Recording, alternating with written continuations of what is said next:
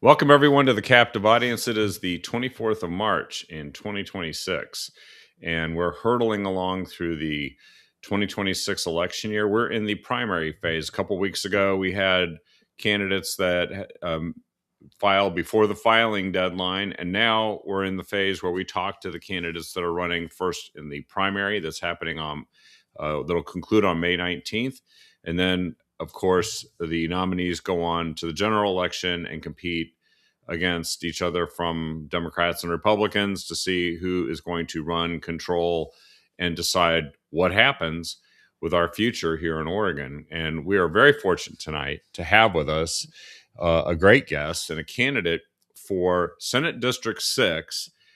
This is Jack Tibbetts, and he is the owner of Saginaw Vineyards in Saginaw, Oregon, and he is running for a Senate district position that has opened up. I think it was I'm just blanking on his name right now, but it was Cedric Hayden. Cedric Hayden, who held the position for a number of years, has is moving on, and now there's a competition to see who's going to hold that position for 2026. Welcome to the show, Jack. Thanks, Kevin. It's great to be here. So tell us a little bit about yourself and your background so that folks can get to know you, and also what your district is, because a lot of people actually don't know the boundaries of their district. Sure. So let me start off with the district. So Senate District 6 spans from the Douglas County line essentially to the Marion County line and is for the most part east of I-5. It does jut into and grab Cottage Grove, Cresswell, Junction City, and Harrisburg. But for the most part, I would say the bulk of the district really just spans along the eastern Willamette Valley. So it's a pretty expansive district. It's mostly agricultural and timber. And I've really had a good time going around the district meeting everybody. Well, and that's really important when you mention the two things that are pretty significant in the district, agriculture and timber. And those are two businesses that have taken it on the chin from the way the state has chosen to run things, and sometimes even local and federal. But you've got your sights set directly on what can you do to start making things better for the Senate district that you do business in, as both a farmer and a small businessman. Tell us a little bit about that. Yeah, so I'm relatively new to being a farmer. My wife and I purchased Saginaw Vineyard back in 2022, and we did it because we had already been in agriculture a little bit. Our family purchased a ranch west of Cottage Grove where we raise Angus cattle, and that was going great, but it wasn't enough to really make ends meet. So we found this business, and we had no intention of getting into wine grapes or wine making. It was just a business that penciled, which in agriculture is really hard to find these days. Unless you're inheriting that land, covering your debt service with agriculture is a challenge. But this one did, and so we bought it. And I would say our primary motivation was twofold. We just had our son Casey come into the world, and we wanted to raise him in agriculture. I always felt like ag kids were raised with the strongest and best values, and whether they stayed in agriculture or not, they really grew up to be strong young men and women. And so we wanted that for Casey, and it was a conscious decision. And part of that decision, and to answer your question about my background, is it was a big leap for us because actually, and I'm going to get into my background is also going to be my campaign baggage. But I spent the majority of my life living in Santa Rosa, California, where I was actually on a city council. I was elected at a really young age, 25 years old, and I spent 5 years serving on the council as a Democrat. But I like to say that after I became a farmer, a business owner, and a father, I smartened up. And once you pay those taxes and see those regulations and feel them firsthand, there's no going back. So I'm a proud Republican now, have been for some time. But we were looking around at the world and we thought, how do we want to raise our kids? And we felt like we wanted to raise them in agriculture and open spaces and with the value of hard work and also going to church and with faith and spirituality. So when we were making the decision of, okay, where are we going to do this? We chose Oregon because my family is actually from Tillamook and my wife's family is from Medford. Because I know when I bring that up to people, they will always say, "Well, why did you choose Oregon if you wanted to get out of California? Oregon politics is essentially California politics 2.0." And they wouldn't be wrong about that, but we have a deep family history in this state. This is kind of our homeland, if you will. So we felt like this is where we wanted to do it, and we wanted to be close to our families. So it was an easy decision for us to make. But upon arriving here, you really start to feel some of the pressures and oppressiveness of the taxes and regulations that we have here. And, for me, that wasn't enough to say, hey, I'm going to jump in and run and let my businesses probably suffer as a result of trying to seek being in public service. But then there are some of the social issues too that I felt really upset about. And the big one that woke me up was House Bill 2002, Mm. which for anybody watching, the quick reminder is that was the gender affirming care, gender mutilation, abortion at any age without parental consent. And so, as a father of two boys, to me, that was incredibly offensive, to this concept that two doctors could go in and say, yeah, your son is feeling this way, so we're going to allow it without me being able to have a real path to intervene or talk to my son or say, you need to figure this out later in life. So I decided about, gosh, 6 months ago that, I'm young, I have energy, and I'd like to think that I have some brains rattling around upstairs, and I want to do something about this. I can confirm that you do. There you go. Okay, well, thank you. But I mean, really and truly, I think the energy part is what sets me apart from some of my opponents. I really like to work for people. I really want to get out on the streets and not just vote no inside the Capitol. I want to take these issues and some of these fights out to the streets and arm some of these amazing volunteers and engaged people in our communities throughout the state to get active and to refer things onto the ballot that we see as gross legislative overreach by the Democrats. And I think we have a unique moment to do that right now, especially after the gas tax and watching the resounding kind of public awareness and engagement and effort that went behind that. So I figure I've got 4 years to work really hard for Oregonians, and for me, it would be an honor and privilege to do it, and I'll do it all the way. Well, I think it's interesting you mentioned about your background in California because there's also a famous Californian that used to be a Democrat and then decided to become a Republican, and maybe made the biggest difference of anybody in the second half of the 20th century. And that was Ronald Reagan. Uh, Hmm. he liked to say the Democratic Party. I didn't leave the Democratic Party. The Democratic Party left me because Hmm. many of the things that he found were foundational. They didn't represent anymore, and they went off into what we now can correctly categorize as kind of woke socialism uh, Yeah. that frankly doesn't comport with many of the values that you were sharing that you experience when you're trying to raise a family and raise young men to be the future adults that will guide our country into the many decades to come. This is something. So it was a 2023 wake up call that you got from House Bill 2002. They were going to deparent you, and Hmm.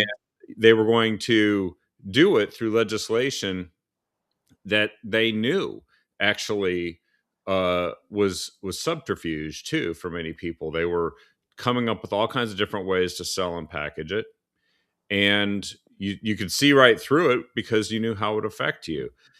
What when you talk about getting people mobilized, it sounds like that's what happened to you, and you just kind of want to extend that into the community. Yeah, I think that particular piece of legislation, I think, was when I kind of started paying attention to everything going on politically throughout the state. That was when I started picking up the newspaper again and really reading deeply into these issues. I mean, before that, I'd been aware. I go out into the community. I have political conversations with people all the time. But that was what kind of switched me on.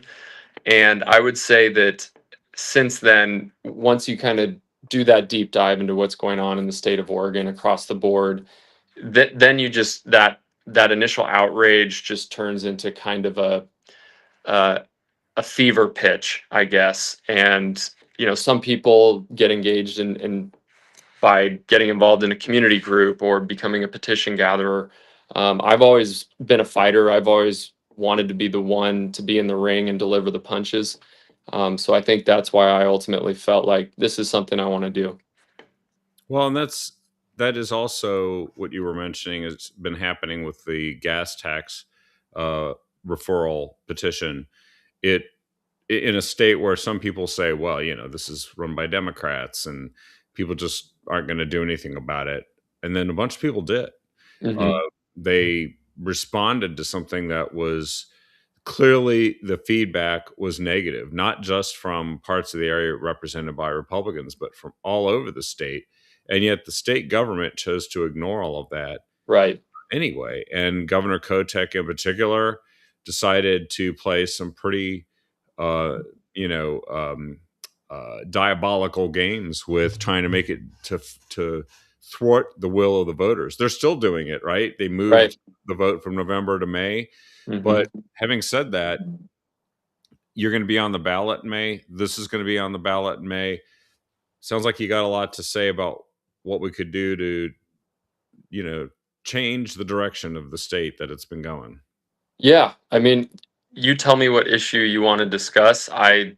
Some of the issues that I'm really talking about on the campaign trail are the 25,000 jobs that we lost in 2025 in this state. And to me, that's no surprise because you look back, and I think it was back in 2020, the corporate activity tax went into effect, and now we're seeing it, right?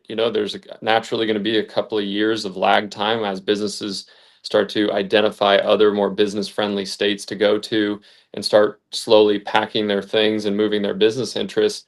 But now we're seeing that, and we're seeing it in a large volume. And again, that concerns me. Father of two boys, you know, brought them back to Oregon so that they could grow up here around their family, be in agriculture, leave a legacy behind with a family business. And I worry about, is there going to be job opportunities or a market base or a future for them here? And Yeah. the same thing in education. We're ranked 47th in the nation. That's appalling. And because I think Oregon, I think we have a lot of smart people here. But the idea that we're 47th in the nation is crazy. And I was talking to a school board member from Lynn County, and we were discussing this issue. And he said, I've done some research into this. Other states have been behind and come way ahead. And he said, Jack, you should go look at what Mississippi did. And so I did. Mississippi was ranked 50th in the nation about 10 years ago. And Yeah. they implemented a couple of common sense things, what they call the third grade gate, where if you don't read proficiently by the third grade, they will hold you back and then give you wraparound supports to then catch up. But they hold you back so that the rest of the students in your class aren't being held up as they progress. And I think that's a huge distinction between what what Mississippi does and what Oregon does. My wife is actually a teacher, and she will talk about how sometimes the class you get is the whole class that you have to work with. So if there's a couple of students who are lagging, then that will have a kind of an anchor effect on some of the other students. And so to me, that was a common sense solution. And meanwhile, Oregon just keeps imposing regulation after regulation on schools. And it wasn't this school board member who told me this, but in a separate conversation where I had the opportunity to meet with an administrator, he said, Jack, when I started teaching about 15 years ago, or excuse me, being an administrator, we had about 70 reports we had to fill out to the state every single year. And I thought, wow, 70 reports? That must take a lot of time. Yeah. He said, well, guess how many we have to do now? 260 a year. He said, we have to submit almost a report every single day of the school year. So think about all the added people we have to hire in admin to accomplish that task. And it's just, to me, it's classic big government run amok. Instead of simplifying things for people, helping maintain morale through simplicity and giving them the freedom to tailor their teaching to their students, they just get stuck bogged down in the bureaucracy. And I think that's true across the board. It can, you can talk about schools, you can talk about ODOT. I mean, simplicity seems to always carry the day when it comes to good government. Well, and it's the focus on the core purpose of that entity. Hmm. And in this case, it seems like government replaces whatever that core purpose is sometimes with growing a bureaucracy that perpetuates itself eternally and then constantly hungers for more money. And as you said, for every person they were hiring to fill out those 260 plus reports, they weren't hiring a teacher. In fact, they were Right. laying them off. And wasn't the cat tax part of the Student Success Act that was supposed to produce student success? And it's done the opposite. Yes, great point. It was supposed to raise $1 billion for student success, and we are still, actually, I think since the cat tax passed, we've since slipped. I think we were somewhere in the low 40s, but now we're almost last in the nation. So clearly, the corporate activity tax not only taxed businesses out of the state and took away jobs and employment opportunities, it has not contributed towards turning around the state of our schools at all. Yeah, so it's the business failure tax, and it's Yeah.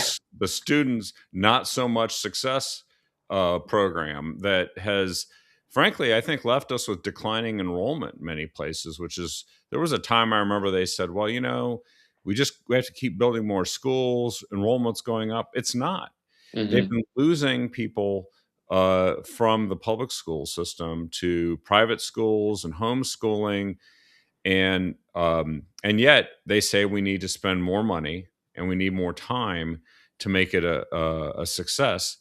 I think it's time to look at what you were just describing about, because I remember Mississippi was always the well, at least we're not Mississippi, and Yeah. they turned it around. Yep. Yep.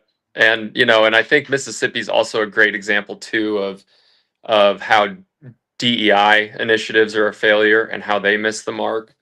Because one of the things that struck me is that nothing in the what they call the Mississippi Miracle in their school systems talked at all about diversity, equity, and inclusion, or putting one group of students ahead because of the color of their skin. It was really just focused on performance measured outcomes. And it seems like Oregon's response to trying to get our schools ahead has been more focused on DEI. And it's interesting too, because I wanted to know more about the data. And I looked up Mississippi, and I think some 35% of students enrolled are African American. In Oregon, it's less than 5%. And Yeah. we're spending how many tens of millions of dollars on DEI initiatives throughout, our school system, but also all aspects of government. It just, to me, it's very much woke policies run amok. It's costing everybody a lot of money, and it's leaving the state far worse off than it ever has been. Yeah, just expensive failure, right? And Yeah. and actually, you just pointed out that the very minorities that they said they want to help are actually being helped more by a state that doesn't have the woke policies than the state that does. And now maybe this is a good thing to transition to. You mentioned ODOT, right?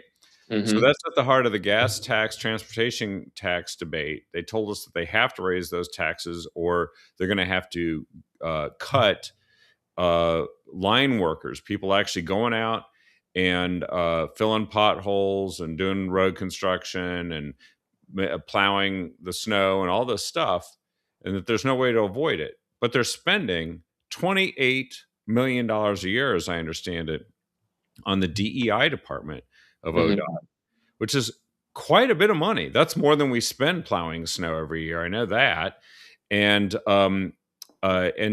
they don't want to look at that at all. They don't feel like they are compelled to look at that. Instead, they just want to send the bill to people who, by the way, all those taxes in that transportation tax package, those are hurting working class people the most. Right. There's no break for somebody on the gas tax because maybe that's a fair amount of money to pay each month, or you drive for a job and that impacts you. No, I mean, the people that they claim to be helping are being hurt the most by the tax increases. And isn't transportation, if you do the priorities that people really care about, isn't that a serious matter that can actually be very beneficial to the state? Yeah, I mean, you're spot on. Everybody pays the gas tax, right? Doesn't matter if you're high income or low income, but low income families certainly are going to be the ones impacted the most by that gas tax. And to me, it's just circular firing squad thinking of the Democrats. And I'm not seeing the roads dramatically improving. So when somebody says, give us more money and we'll give you better roads, I'm like, what'd you do with the money you got? Because they did actually raise the gas tax a number of years ago. I think that might have been 2017, 2018. Where Hmm. are the results? Right, right. Well, I think that, if you look at the budget, a lot of this stuff is going into PERS. That's a constant drain on the financial system. But it is all of the added fluff that comes into the budget process year after year. It's always being done by Portland Democrats, as far as I can tell. And there really just needs to be a reversion back to basic services because I think that this state government is awash in money. I don't think they need as much money as they have. I think that there needs to be a really good look at what our core services. How can we reduce taxes? How can we give people a break on their taxes? And I just have never seen that conversation happen, or at least not happen with any meaningful effort or results. And it's a conversation that I want to be a part of and a conversation I want to have in Salem. Well, and you just kind of pointed out too that um, it Portland tends to run everything, and Portland's not run very well itself. Mhm. Uh, and so they treat a lot of these areas as the hinterlands that they simply rule by, you know, population, the power of the population in Portland. But Portland policies really aren't great for the state because they're not great for Portland. And Right. and there's a lot of things that's why we have representatives that represent different parts of the state to speak for them. What do you think are the top things that folks need to keep in mind that the voice that needs to be heard from your district? I mean, for my district, cost of living is at the top of the ledger. I mean, when I talk to people every single day, it's groceries have gone up, during the Biden administration, and the ARPA infusion of money has definitely driven inflation in this country. So everyone's still trying to catch up to the cost of goods from that mistake. I think some of the other things I hear are more specific to farming itself, particularly around grass seed farming and how to, there's right now the prices are down. I don't know if there's a lot that the state can do about that because that's more of a global market issue. But I have talked to some really smart people in our district that do have some ideas, and they're ideas that I want to explore. But also, I keep coming back to people really have concerns about schools and what their kids are exposed to in schools. And a lot of parents that I'm speaking with are having the same conversations my wife and I are now about, do we want to go public or private? Is there, a lot of parents are going into homeschooling more and more. And while I think homeschooling can be a great thing, I just think it's a shame because our public schools used to be really good. Our public schools, I think, bring a lot of benefits to kids when they're run well and they don't have the issues that they have today. And people's tax money is paying for those schools, yet they're choosing not to kind of get their money back, so to speak, or get their money's worth. And those things, they drive me nuts. They're driving other parents nuts in this district. And I hope that the state, whether I'm part of the legislature or not, can realize that, and that some of these policies are not only harming the state, but they just have no business, in my opinion, being discussed in government. Well, you mentioned timber earlier. Didn't timber actually used to help foot some of that bill too? And the people in Portland decided to essentially greatly diminish that industry and its ability to contribute resources to public services, education, public safety. Hmm. Uh, that dialogue seems to be shifting now. This seems like pretty good timing for someone who understands the needs of the sixth district to come and maybe enter that conversation in Salem. Well, I hope so. But to your point about timber, yes, timber is continuing to struggle.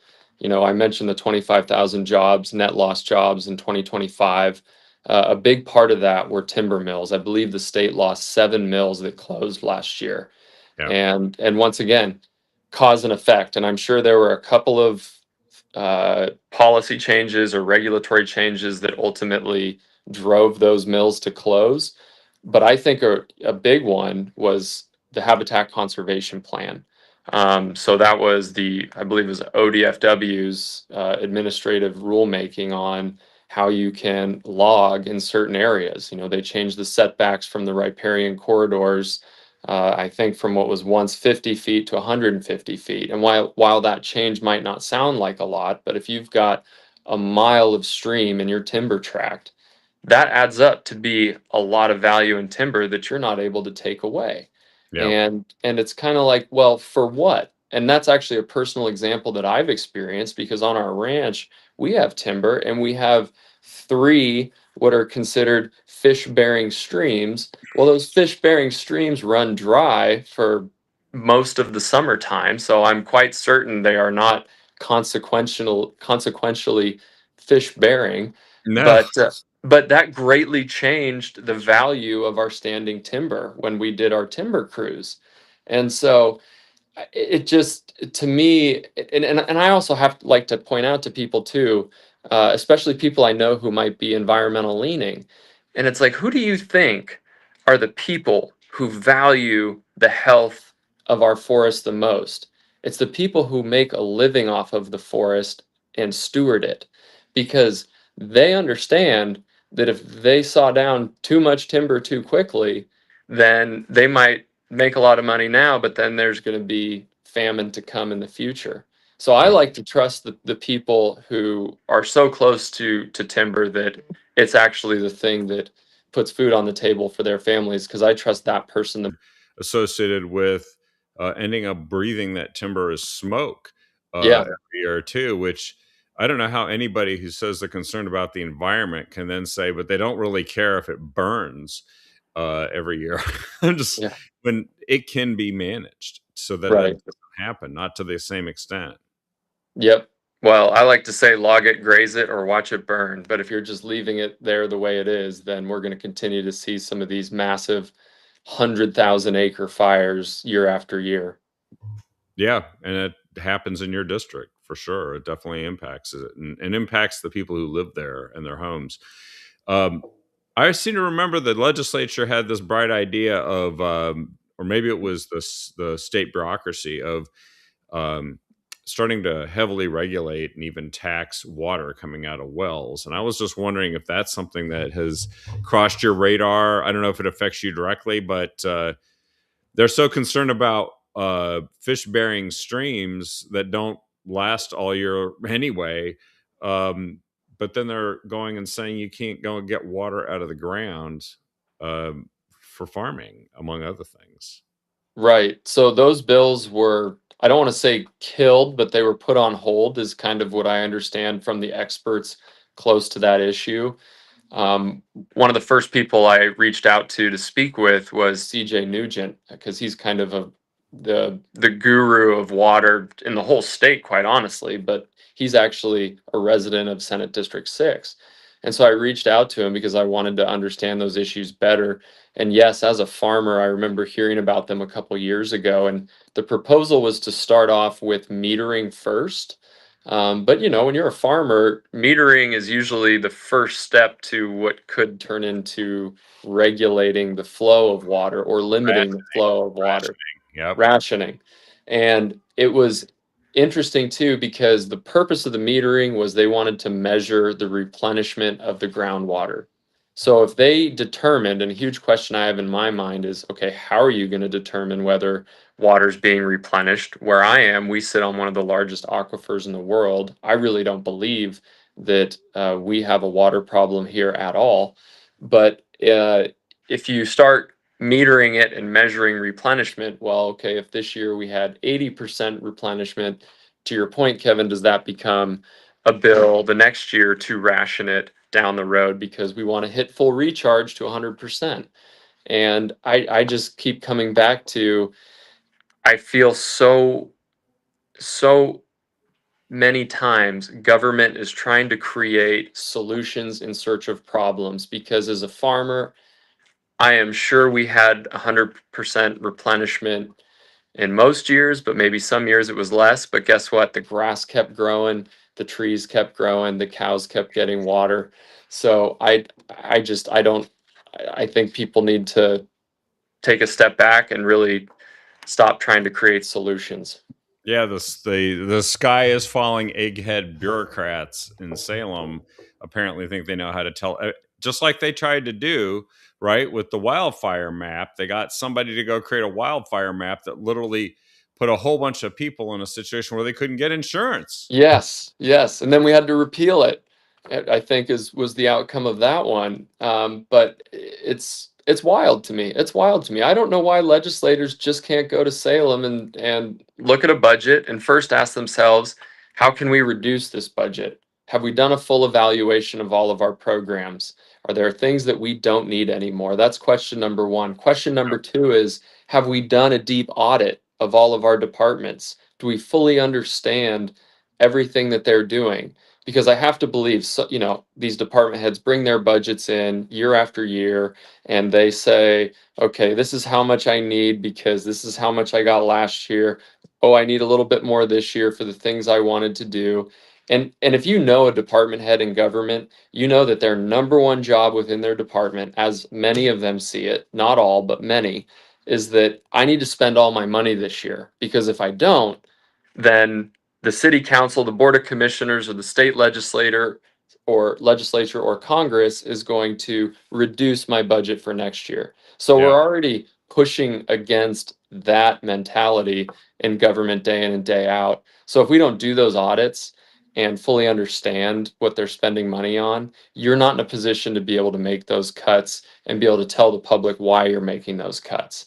And part and parcel, I think, to conducting those audits and the importance of doing them is that when you get those results, present them to the public in a clear and transparent way. When I decided to put my hat in for Senate District 6, the first thing I did was start to go parse through some of the department budgets within the state, because I wanted to, be a candidate speaking from a place of knowledge as best as I could. And I got to tell you, it was really hard to parse those budgets out. I don't know if you've ever looked at them. I know some people that have, but I think the consensus I've heard across the board is, yeah, why is there not a summary page or a summary packet? Why is it that it's so difficult to find this information and make sense of it? And if you're not a CPA, it's, I would say, darn near impossible. Yeah, they want to make it Byzantine and non-transparent, because then you can't question whether or not they're doing the right thing with the money, or that they're doing anything that they should be with the money. It's a challenge, and rewarding people for finding savings is versus what we're getting now, which is rewarding people for spending every penny. Um, there is a common sense path to where we need to go. Um, Wanted to shift in a direction that I know you've also paid a lot of attention to, because you've got a number of key issues on taxes and spending, uh, and natural resources, and regulation of businesses and families and education. But also, there's a very important issue, especially for your district. I was shocked to learn how few Lane County sheriffs there are, Hmm. sheriff deputies. And in fact, there's only one person in the entire department that goes and investigates property crime for a county as large as it is. It's larger than Connecticut and many states, and it is that the ability to enjoy having public safety ultimately isn't even just the responsibility of the government. We have we have the same number of sheriff's deputies that we had in the 80s, and like a third more population. And much of that population actually turns out to be in places like in your district, where you've got these towns that are growing and sort of bedroom communities right in the periphery of places like Eugene and Springfield, Yep. right? But they ultimately could be waiting hours for somebody to respond to even an emergency call. And then I start to think about what the state and the people, the Portland Democrats have been doing to limit, regulate, and make it difficult to have a Second Amendment right to protect yourself. And Mhm. Measure 114, which passed very narrowly but lost in almost every county except for Multnomah. Um, what are your thoughts on this? How can we protect that? And of course, there was an encounter right in the recent legislative session in a bill that we narrowly escaped having go through. Yeah, so I think you're referring to Senate Bill 4145, where at the very last minute, uh, I don't know if some sort of deal was struck with the Democrats or if the Democrats finally read the writing on the wall and looked at other states that passed almost identical legislation, and the federal circuit courts threw it out as unconstitutional and infringement on Second Amendment rights. But I mean, I will say that I am glad that it was delayed until I think 2028 was the ultimate outcome, or maybe it was 2030. But I'll take a delay any day. But I still would obviously prefer to see no laws like that at all. I mean, I'm very much a Second Amendment guy. I own firearms. I have my concealed carry permit, and I just think that people need to stop coming for guns. Not only is it unconstitutional, but you know, living rurally, it's a huge part of our way of life. When I go out and move cows from pasture to pasture, I think 6 months ago I saw a bear. A couple months ago, one of our guys on the ranch, he saw a cougar stalking him and the calves, and that's why we carry guns. At least that's why I carry it. And so when urban legislators, be they Democrat or Republican, try to impede my ability to protect myself against things like that, it really makes me angry. So I'm always disappointed in the legislature and how it seems like every single session there's some sort of a new gun bill that tries to restrict our ability to bear arms and restrict our constitutional rights. It frustrates me, and I'll say too, I had a really interesting experience, because when I was in Santa Rosa, we had a massive fire. 6,200 structures were burned down in the Tubbs fire. Most of the town was without power for I think 4 or 5 days. Within 24 hours, there was widespread looting going Mm. on, personal property being stolen left and right. Fast forward many years, I'm living in Cottage Grove, Oregon, and we had the ice storm. This was back, I want to say, in 2024, I believe. And where we are in Saginaw, were without power for 19 days. Cottage Grove proper was without power for, I want to say, 7 or 8 days. Yeah, I remember. We we didn't have a single recorded incidents that I'm aware of theft. No. Not a single one. And at first I thought, well, maybe it's because we're a small town and a lot of people know each other and that's just the small town way. But when I really thought deeply about it, one thing I noticed is when I went to a gas station to get gas to refill the generators or whatever we needed to do at that time, there was always one person who was open carrying a firearm. Yeah.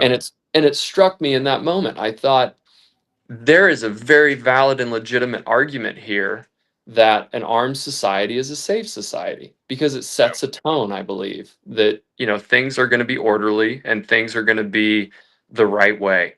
And so that was a moment that struck me, and I like to share it on the campaign trail, because I know there's always, the left likes to say gun deaths are bad, and we got to restrict your rights, and I thought, well, you know what, I'm a big believer that an armed society is a safe society. So I just wanted to point that out. But let me get back to your first question about law enforcement. Yes, I understand that Lane County only has one deputy between, I believe it's Cresswell and Florence, and that's crazy. That is really crazy. It's crazy because uh, our communities do have crime, not much, but we have a little bit. and it needs to be addressed. But what's crazy to me too is that from a emergency response side of things, it might not even be something criminal, but just, responding to car accidents or things going on between here and the coast, which is Right. incredibly rural and isolated. We should absolutely have more law enforcement officers. And as far as I understand it, the reason why we don't is it comes down to budget priorities. And Lane County just does not prioritize having law enforcement to the rate at which they should. And I Yeah. think that's probably true throughout most of Oregon. Just the other day, I was having coffee with Commissioner Springer in Lynn County, and we're sitting there having coffee. And all of a sudden, the barista jumps up and says, "Hey, is that your white truck out there? Somebody just stole your trailer hitch." And I said, "Holy cow. All right." So I got up. Sure enough, the hitch was gone. There was this guy driving off down the road. And it struck me, and I had the chance to talk to Commissioner Springer about this, who used to be in law enforcement herself, Hmm. is this is the problem in Oregon right now, is that we have these things like catch and release. We've effectively said drugs are legal and you can do whatever you want. And the society that we're in completely and totally lacks accountability anymore. Yeah. So for this guy to just steal my trailer hitch, for him was an easy thing to do, and I'm sure I'm never going to see that hitch again. I will say that it was the Albany Police Department. The police officer was great. He was really professional. But he even said to me, he said, "Are you going to show up to court if I track this guy down?" And I said, "Yes, absolutely. I'm going to show up to court because he needs to be held accountable for it." But it was the way in which the officer said it to me. I think he's used to most people saying, "Well, what's an Man, $80 trailer hitch? What that's what justice we am I have going to get?" insurance for, right? R- Yeah. r- right. I mean, so it was just one of those striking moments that if we continue to just let things like that slide, we shouldn't be surprised of where we are today. Yeah. If you decriminalize crime and all the penalties associated with it, and you get more crime, and then you release the people who commit it over and over to do more crime, shockingly, you get more and more crime. I Hmm. don't, I just don't know. This is common sense. Yeah. And I'm thinking that uh, part of the challenge right now in the state is restoring common sense, which exists in abundance in places like your district outside of Portland, which has made a mess of itself and has seen not only crime and lawlessness skyrocket, but the phenomena that is referred to uh, as homelessness often is not a housing problem at all, but it is actually much more of a public drug use addiction problem Hmm. that they've chosen to deal with in a way that's exacerbated the problem.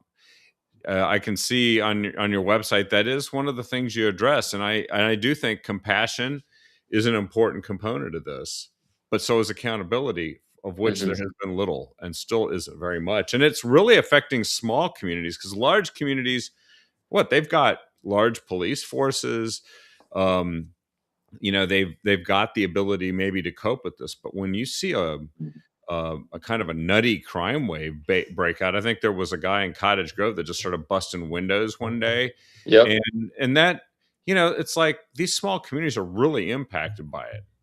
Right. And I respectfully want to push back on what you said. I don't even think the big cities are capable of getting their arms around this problem That, either. that's true. Because I mean, as we've mentioned before, look at Portland. They're down. Their foot traffic downtown. I was just seeing something is down 15%. Their office space vacancy rose by 10,200 square feet last year alone. And they've got a real crisis on their hands, and I think homelessness is a part of that. um, Homelessness is one of those things that if you and I know because I spent many years actually working in homelessness. I was the executive director for St. Vincent de Paul for a while.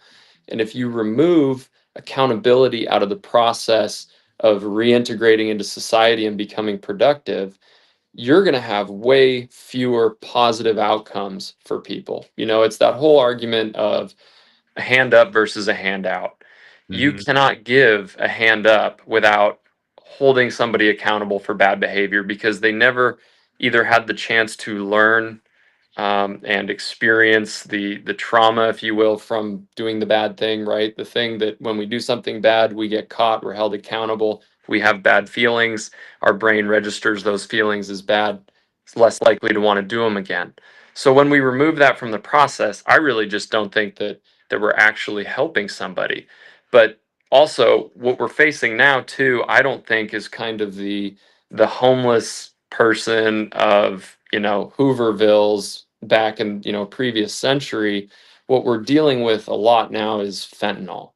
Yep. Fentanyl across the board, I would say, is probably 30 to 40% of our homeless population. And fentanyl, we all know about it, one of the most addictive substances there are. Um, the average person is not going to be able to kick that without some sort of medical intervention. Yeah. And that's where, if you look at my issues paper in my website, I talk about it a bit. And I would like to see some sort of a place. I don't know if it would be housed in our county jails or in some kind of an inpatient place. But if you are found to be doing fentanyl on the streets, at first it sounds like it lacks compassion, but really I'm coming at this from a place of compassion. But I believe that person should be involuntarily committed into what I call the sobriety cells, because you're not just incarcerating that person, you're actually giving them the opportunity to get clean and sober and see life through clear eyes again. And I don't think people, on the left put two and two together there. They say, oh, just keep giving them Narcans and let's pass those out. And okay, that does save lives. I mean, it has. I can't dispute that. But if you're not putting that person in an environment without the presence of the addiction, you're just perpetuating their addiction. You're perpetuating their decline, and you're ruining their lives. And that's where we have to, I think, be stronger on certainly fentanyl addiction. And if we can do that, I think homelessness itself is going to go down dramatically. Yeah, they're just enabling self-destruction the way things are right now. And it is true that it is not compassionate to simply sustain. And I actually believe, and you're right, I stand corrected in terms of the cities, they have so grown the problem that Hmm. now they can't handle it. It's gone up, I think, statewide 35%. Yeah. Um, and despite the gazillions that are being spent on this from Mhm. every angle through all these nonprofits, and this is an excellent point, because this is where an elected representative can make a difference. It's a voice and it's a vote, right? So you have the opportunity to speak and be heard, but also to speak and influence common sense upon people that maybe just haven't experienced it that much. I mean, I've heard it's kind of bad sometimes in Salem, but there are some open minds now and again uh, that you can build relationships with. You can talk about your background. Look, I used to be a Democrat, I'm a Republican, but in all honesty, I think we can just talk about this issue as two people, right? They Yeah. got to solve it. Right. Yep. Well, that is certainly what I hope to do, because common sense has completely been lost, I think, in this equation. I don't know if it's politics that drives it, but I think it's almost like Portland Democrats are in a foot race to outdo each other on who can be the most, virtue signaling. I have no other way to explain it, Yeah. because they've transcended what government should even be talking about, and somehow we're having these conversations around some of the craziest stuff.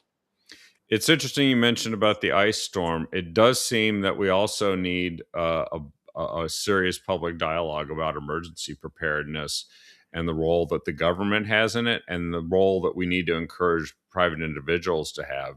Being able to protect yourself from being looted is just one dimension of it, right? And there are Mhm. many others.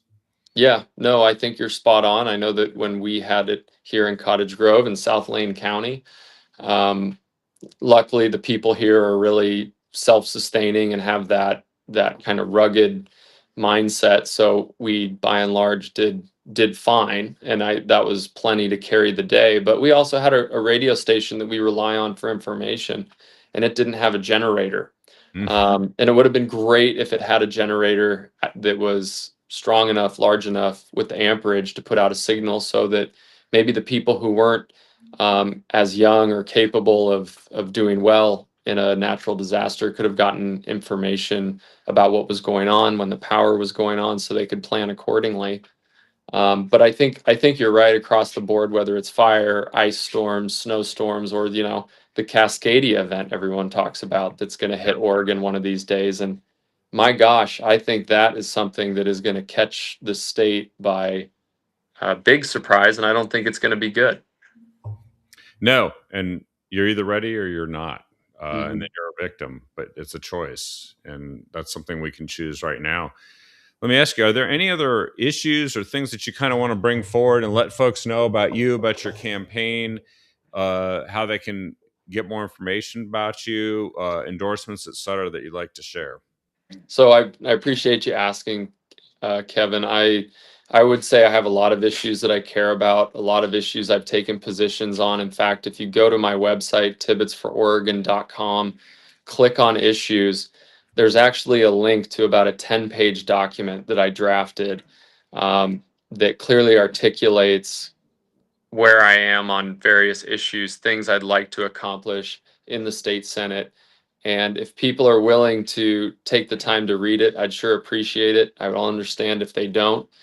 But for me, I did that for two reasons. First, I wanted people to understand what my values are and understand how I think critically about issues and give them the opportunity to kind of take a look inside my head. But also, I did it because I want people to have a document that they can physically hold and hold me accountable to so that when I'm elected to the state Senate, they have the ability to say, Jack, this is what you said you were going to do, because I believe that's important. I'm out here asking for people's support, asking for their votes. I want them to feel incredibly confident in electing me to the state Senate. So I hope they'll take a look at that. I also have an endorsements page, and I'm grateful to have the endorsements that I have.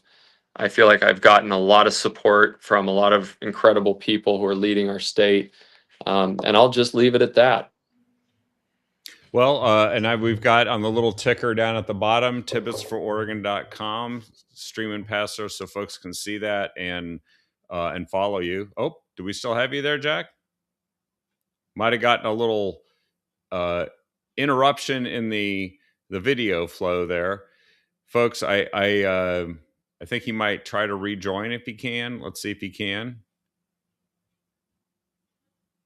Oh, I think he will rejoin here in a minute. Let me see if I can bring him back. Meanwhile, I want to make sure that you all know that he's running for Senate District 6, which he said kind of goes from the border of Marion County down to the border with Douglas County, and including Lane and Lynn counties in the valley. And this is an important district to be represented. It's also an important district to have somebody who understands the needs and wants and challenges of the district. So it is certainly an opportunity, and hopefully the opportunity for Jack Tibbets to represent the folks of the 6th district. Let me see if I can get him back on here real quick, because he might be trying to text me, and sometimes that's what happens in live recorded programs. Let me just see here. Oh yeah, let me call it. We're gonna call Jack right now and see if we can't get him on the line.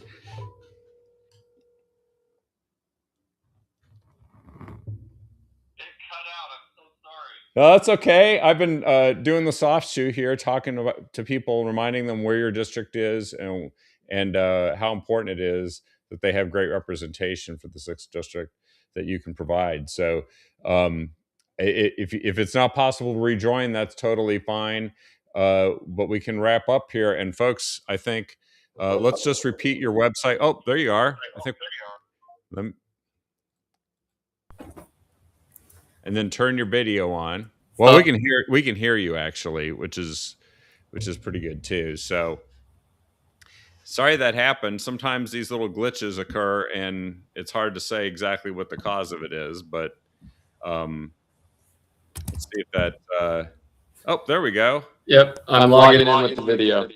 There we go. All right, great. See, we solve Jack's already solving technical problems for you. Just imagine. Well, shoot, I think it's on me now. It doesn't seem to want to be working. Oh, I can hear you. Can you hear me?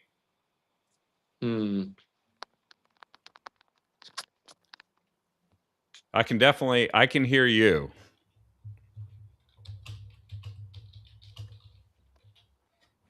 And let me see also here if oh, there we go. How's that?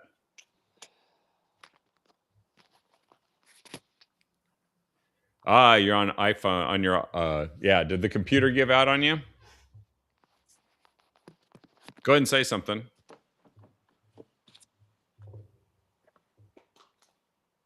I can hear you, actually.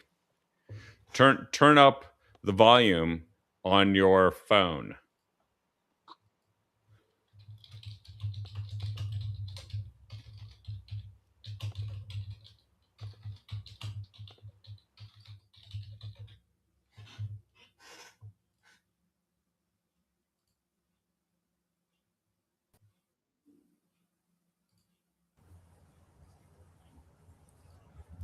I can hear you. Can you hear me? I can hear you now. Let's see what this does. If it lets your camera join. No. Yep, I think it might be just a little glitchy here, but that's not a problem. Why don't we go ahead and wrap up, because we actually got a pretty good. Here's what I'm going to do. I'm going to go ahead and if you can you still hear me if I do this? Can you hear me? Yep. Okay. What I'm going to do right now is I'm just going to share your website right here so that folks can see your website.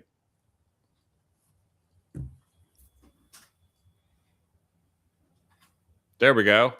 So that is your website, and folks can go and get information about you, about the issues that you cover. And in fact, you did mention that they can download a longer policy document, which goes into more detail about all of the different issues you care about.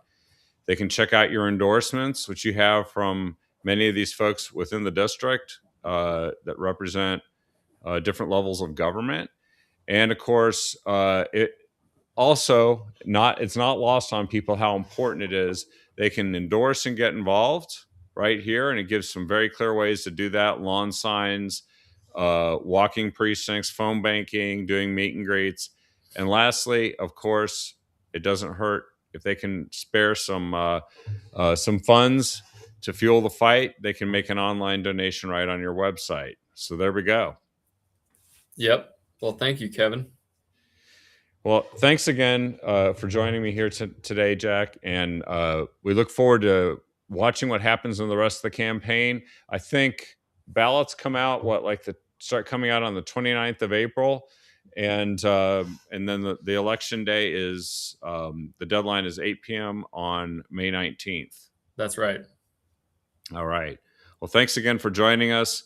Great show. Really appreciate you sharing your vision and your experience and your background. And we look forward to following it from there. Tibbets4Oregon.com.